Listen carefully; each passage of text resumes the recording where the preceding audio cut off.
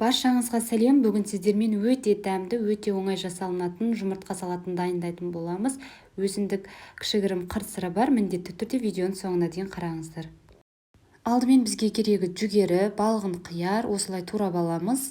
Жұмыртқаның ағы, сарысы қажет болады.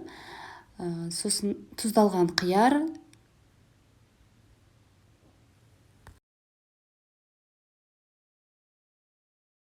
қайнатылған жұмыртқаның саруызын майдалап аламыз. Оған майонез қосып араластырамыз.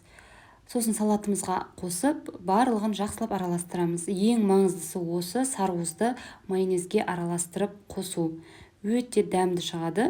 Міндетті түрде осылай жасап көріңіздер. Өте оңай, жақсы жеңетін салат. Менімен бірге дәмді ас дайындаңыздар. Ұнаса төменге пікір қалдырып, лайк басып кетсеңіздер екен. Астарыңыз дәмді болсын. Сіздермен болған Умида.